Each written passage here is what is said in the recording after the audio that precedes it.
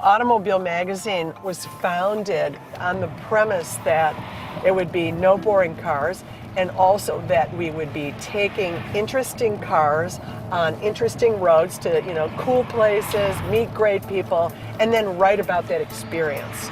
So our readers came to expect that from us. When they read a review of a car, they would understand what it really was like to drive the car and be part of it. So consequently, our all-star testing, all it means is we bring all the best cars for the year, all of our favorites and all the brand new ones we think are contenders for Automobile of the Year. We live with those cars. We put on hundreds of miles during the week, taking notes on each car. To be eligible for Automobile Magazine's 2010 Automobile of the Year, a car had to be all new for the 2010 model year on sale, and also we had to be able to drive it, and a few cars were not available for us to test, so they were ineligible. In the end, we had 34 eligible vehicles. 17 editors came together to drive, evaluate, and vote for our Automobile of the Year.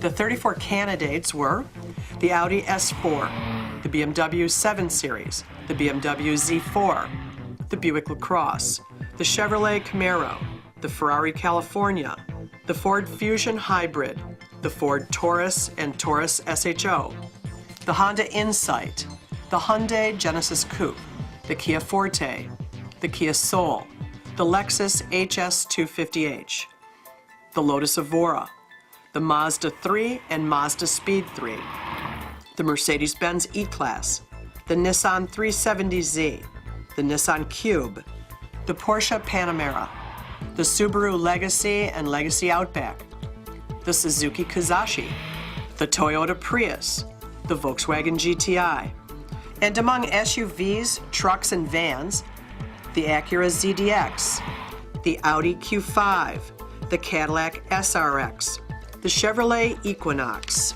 the GMC Terrain, the Kia Sorento, the Lexus RX 350, the Lincoln MKT EcoBoost, the Mercedes-Benz GLK class, and the Volvo XC60. Gingerman Raceway in Western Michigan. We come here because this is a great complement to on-the-road evaluations. It's off the road. It's on a racetrack. None of these cars are race cars. We're not looking for a car to win races or to compete. We're just looking for the far fringes of performance, the ragged edge. What does it behave like when you're using all the adhesion, all the power, all the brakes? We want to do that in a safe way. We want to bring everybody and every car back home. So at Gingerman, we can run laps in a controlled way, learn the path of the course, learn the nuances of the cars, and add to our knowledge base. Some of these high-performance cars are quite at home here, believe me. They're better than race cars of 10 years ago in many respects, in terms of power, grip, brakes, the technology they bring. So this is an excellent place to do this.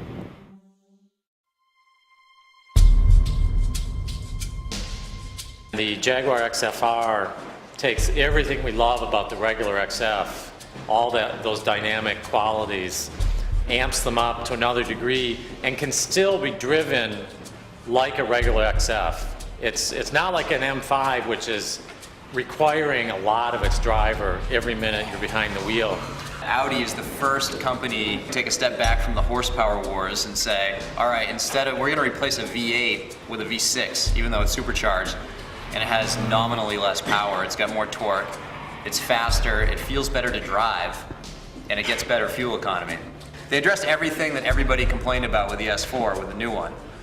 And it was really fantastic to drive on the track. I was really surprised by it. There's a lot to be said for it. And the biggest thing is the difference between this S4 and the last one.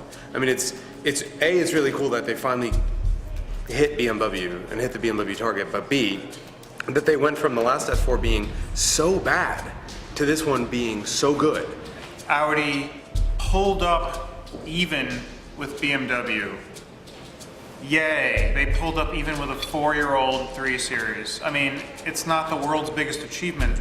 If that's the world's biggest achievement, then what was the 335i 4 years ago? I mean, It's great for Audi, but I don't think it's a revelation for the car market or the car business this year. The thing I like about the Fusion Hybrid is it's basically a Toyota technology with a better execution.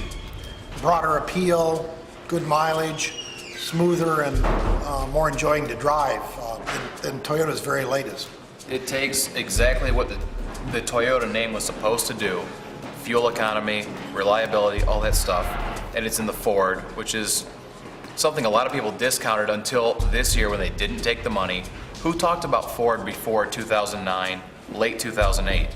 They were kind of an also-ran. And they took, as Don has pointed out and Ezra, similar technology to Toyota, better refinement. The whole thing works better. It works if you drive the Fusion Hybrid, Altima Hybrid, and Camry Hybrid back to back, as Evan and David and I did earlier this year. The Fusion stays in battery mode the longest. It feels the best as an enthusiast, better fuel economy, and that's how it breaks the ground because it's the first fetching mid-size hybrid sedan, and the mid-size sedan is still one of the biggest segments out there, the most important segment for any manufacturer.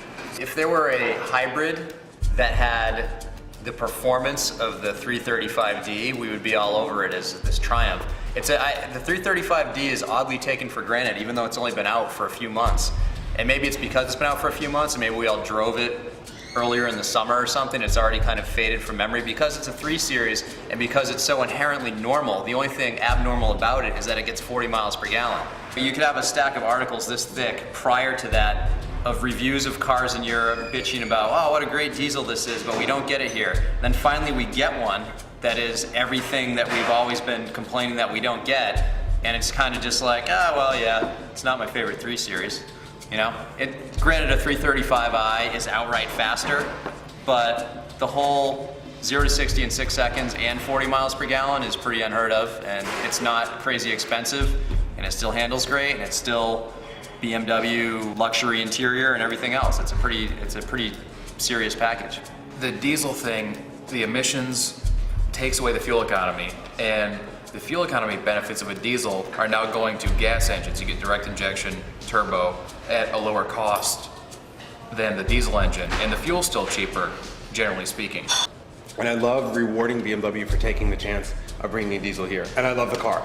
With that said, I think BMW should have brought up a 323D here, which has 210 horsepower, to 0 to 60 in 7 seconds, and would have gotten 50 miles per gallon on the highway. And then I would have said, AOY, no question, you can have your 3 Series and get Prius gas mileage. That's the car that would have been AOY. We're talking about fuel economy because the environment is on everyone's concern, and we're talking about prices because the world's economy fell apart. And just like we did 3 years ago, we have a car that's $25,000 that you can park next to any $90,000 Panamera or any $60,000 S4 and never be embarrassed by it, have just as much fun, get great gas mileage. And the GTI was our favorite car 3 years ago, and it's back now, and it's similar, but it gets substantially better gas mileage. It has a much better interior. It's a lot quieter. It handles better. It does everything better. And we're still in the same world where we're talking about fuel economy and price, and it's the only car that's $25,000 that does everything. I just had a fabulous time with that on the track. Just amazing. And what went through my head was, wow, for less than $30,000, someone could have this, take it to the track on a weekend and not feel at all slighted against whatever else is there at that track. So, after 2 extremely contentious evenings and conversations from some very passionate people, we managed to boil our Automobile of the Year list down to 5 top candidates, each one heavily defended, and we came to our final conclusion. The 2010 Automobile Magazine Automobile of the Year is the Volkswagen GTI, something every one of us can stand behind. If you'd like to read more about it, you can either pick up the January issue of Automobile Magazine on sale at newsstands December 1st, or you can go to automobilemag.com.